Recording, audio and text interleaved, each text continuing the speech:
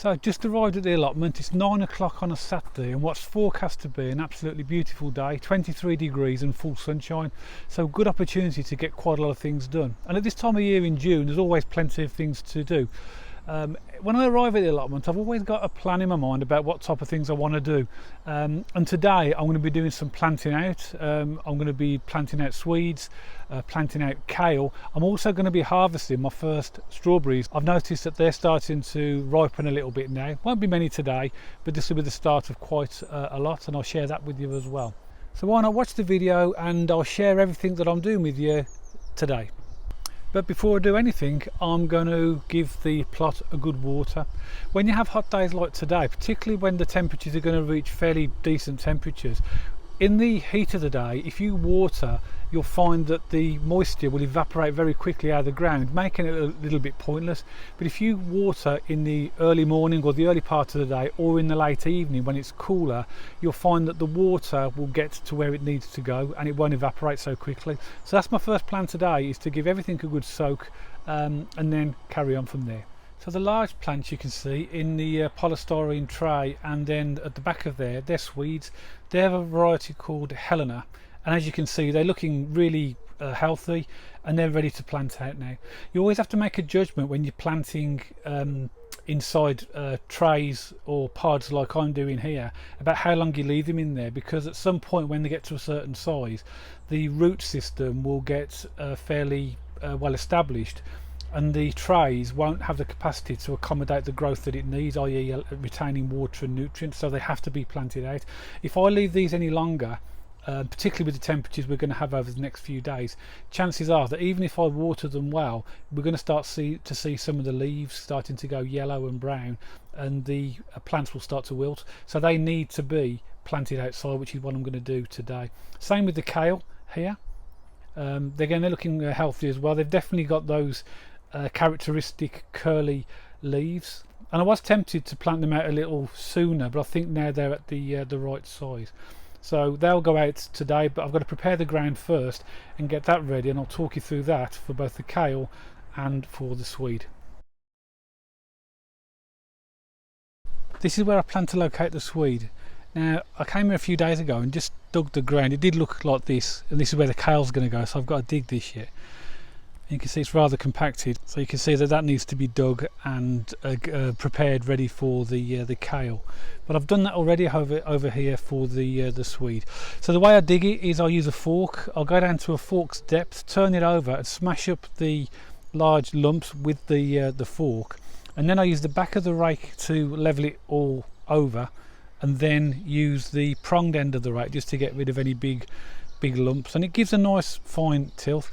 Now Swedes like compacted ground, so I'm going to, before I plant these, I'm going to give it a good water, and then I'm going to compact it down by using a board and standing on top of it. Swedes like slightly alkaline soil, so you might want to add some lime, or I'm going to use some bloodfish and bone actually, just to give it a bit of an extra boost. So the ground prep is quite important. So when I've watered it and put the bloodfish and bone on there, I'll then start to plant the Swedes. So there's the ground all dug and ready. Here's the Swedes here. I know what you're thinking, my word, there's a lot of Swedes there.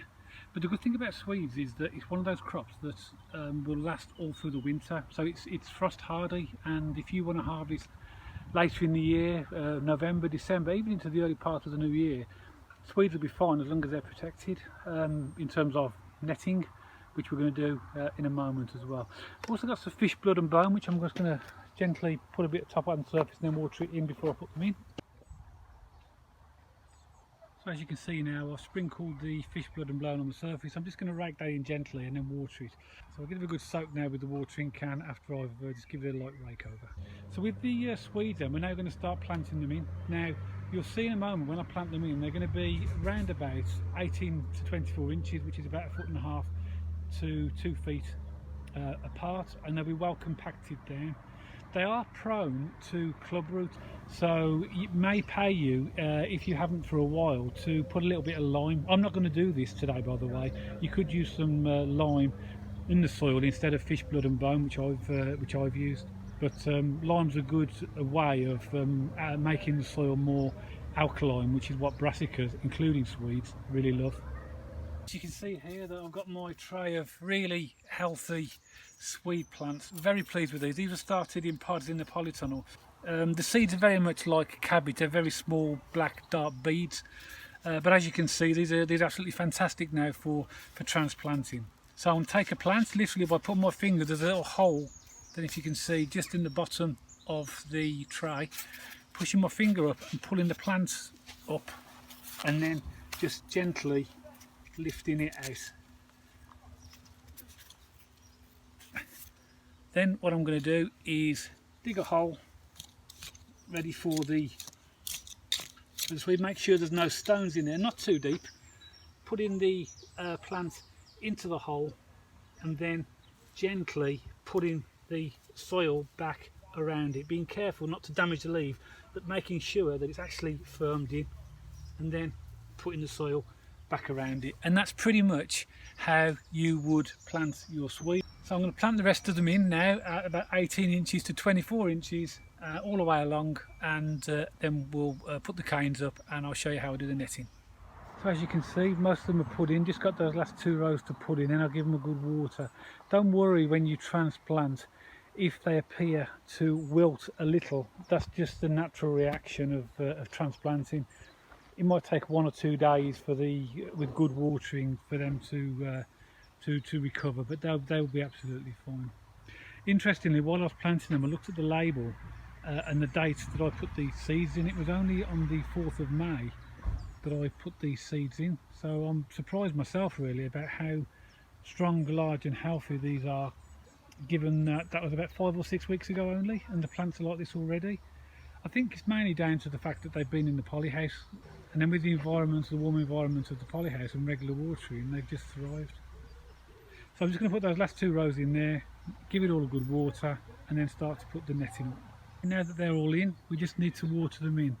My advice for watering these is water them near the base of the plant, not over the leaves. So take your rows off the watering can and just give a good soak to the actual plant itself. That should then go directly to the roots and just help it along its way. If you do it over the top of the leaves with the rows on, you could end up flooding the plant and flattening it, which may well recover, but I find this is the better way of doing it. So we'll do that for all the plants, and then we'll net them over. Now there are various methods for providing protection to vegetables. I use a fairly simple method, literally using canes and scaffold netting. So as you can see here, I've erected the canes around the perimeter and put a few in the middle. These are 4-foot canes, round about 1 foot into the ground, and all I'll do now is drape the netting over the top and then secure it down along the perimeter, similar to what I've done here for the cabbage and for the sprouts. So you'll notice that just to secure the netting down here, I use some simple tie wire just to secure it, and pulling the netting over the top and then securing it down. It's just if you get any light winds, that it'll stop it blowing off. Heavy winds you can't really do much about. Anybody who's got an allotment of a garden will know that when you get heavy winds, your allotment or garden's at the mercy of nature, unfortunately. So this method here is not designed to be a completely robust method that won't never blow down, but it will protect your vegetables from butterflies, birds and other types of insects that will like your vegetables. So all I'm going to do now is drape over the scaffold netting over the top and secure it down. So there's the finished bed with the netting on it. Took a little bit more work than I expected, to be honest, because of the size of the netting I had available. I had to use 3 different pieces of net and then tie them all together, but I got there in the end. And as you can see, it's crudely secured down. It's only there just to prevent the vast majority of insects, butterflies and other things getting at the Swede. 1 or 2 will still make it through, but it should protect the main bulk. So what I'm going to do now, in exactly the same way, is plant the kale.